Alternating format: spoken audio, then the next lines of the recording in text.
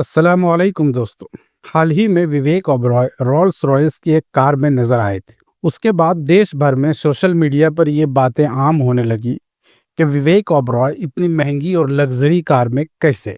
क्योंकि विवेक ओबरॉय जिस कार के साथ नजर आए थे वो कोई आम कार नहीं है, बल्कि रोल्स रॉयस की one of the most expensive car है, जिसकी कीमत 12 करोड़ रुपीस है। देखिए, बॉलीवुड के स्टार के पास महंगी कार हो, लग्जरी कार हो, ये कोई नई बात नहीं है और ये कोई ताज्जुब की बात भी नहीं है। लेकिन 12 करोड़ की कार एक ऐसे स्टार के पास हो, एक ऐसे फिल्मी अदाकार के पास हो जिसकी आखिरी हिट फिल्में कब आई थी किसी को याद भी नहीं है, जो ज्यादातर फिल्मों में आजकल नजर भी नहीं आते और ना ही रियलिटी शोज करते और ना ही किसी कॉमेडी शो में जज बने रहते। तो इन तमाम कामों से दूर रहने वाला शख्स अगर 12 करोड़ की कार लेकर आए तो जाहिर सी बात है, लोग बात तो करेंगे। देखें, विवेक ओबरॉय की जिंदगी के दो हिस्से हैं, लेकिन ज्यादातर लोग जो उनको जानते हैं वो उनकी जिंदगी के एक हिस्से को, एक रुख को जानते हैं, जिसे हम कहेंगे Vivek Oberoi as a film actor.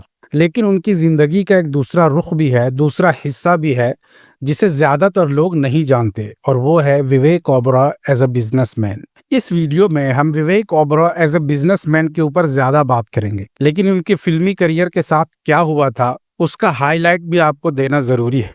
क्योंकि बॉलीवुड का सबसे मशहूर तरीन झगड़ा, दुश्मनी जो भी कहिए, वो तो उनकी जिंदगी के इसी हिस्से में शामिल है। विवेक ओबरॉय मशहूर फिल्मी अदाकार सुरेश ओबरॉय के बेटे हैं। सुरेश ओबरॉय को आप लोग जरूर जानते होंगे, इस तस्वीर से नहीं तो इस तस्वीर से आप जरूर पहचान सकेंगे। विवेक ओबरॉय ने 2002 में फिल्मी मैदान में अपना कदम रखा और कंपनी नाम की फिल्म से अपनी फिल्मी करियर का आगाज किया, और उसके एक साल बाद 2003 में वो मशहूर जमाना किस्सा सामने आया, जहां विवेक ओबरॉय हिंदुस्तान टाइम्स को इंटरव्यू देते हुए सलमान खान पर आरोप लगाते हैं कि सलमान खान ऐश्वर्या राय के साथ उनके रिश्ते की वजह से उन्हें धमकी दे रहे हैं। शुरुआत में ही जब उन्होंने बात की तो मुझे लगा कि उन्होंने खूब शराब पी रखी थी, शराब के नशे में धुत थे, और he started out saying that who are you, तुम हो कौन, तुम अपने आप को समझते क्या हो।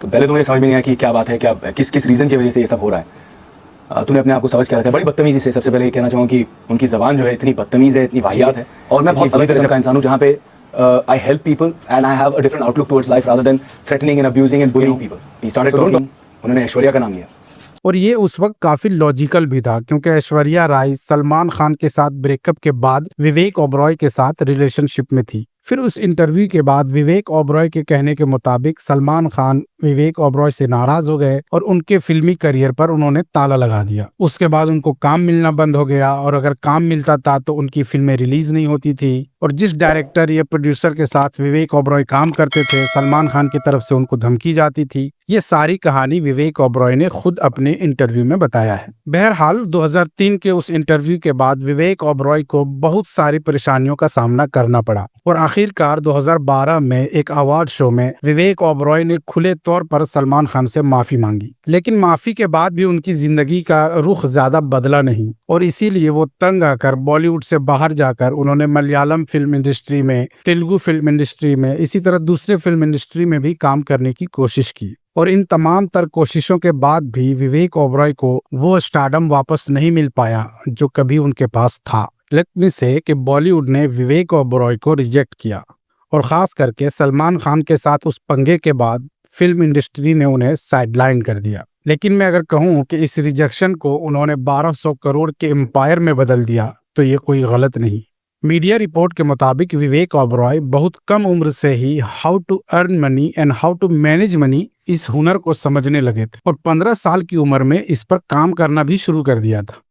विवेक ओबरॉय ने एक इंटरव्यू में बताया कि 16-17 साल की उम्र में वो स्टॉक मार्केट को समझने लगे थे और अपना पोर्टफोलियो भी बना लिए थे, और 19 साल की उम्र में उन्होंने टेक स्टार्टअप भी लॉन्च कर दिया, और बड़ी कामयाबी तब मिली जब 22 साल की उम्र में, यानी सिर्फ 3 साल के बाद, वो टेक स्टार्टअप उन्होंने एक मल्टीनेशनल कंपनी को बेच भी दिया। और ये वो वक्त था जब विवेक ओबरॉय को बिजनेस का चस्का लगना शुरू हुआ। बात करें तो विवेक ओबरॉय फिलहाल 1200 करोड़ के मालिक हैं और इस 1200 करोड़ के साथ वो बॉलीवुड के बड़े बड़े और मशहूर अदाकार को पीछे छोड़ चुके। आप देखें तो अल्लू अर्जुन, रणबीर कपूर और लेजेंडरी एक्टर रजनीकांत और इसी तरह बहुत सारे एक्टर्स हैं जिनका टोटल नेटवर्थ विवेक ओबरॉय के नेटवर्थ से कम है। लेकिन मजे की बात यह है कि विवेक ओबरॉय के 1200 करोड़ में उनके फिल्मी करियर का ज्यादा योगदान नहीं है। उनके इनकम का मोस्टली हिस्सा जो है वो इनके बिजनेस से आता है और उनका बिजनेस मेजरली रियल एस्टेट में काम करता है और दूसरे डिपार्टमेंट में भी काम करता है, उस पर भी बात करेंगे, लेकिन मेजरली रियल एस्टेट में काम करता है। विवेक ओबरॉय रियल एस्टेट की कंपनी को ऑन करते हैं, उसके वो मालिक हैं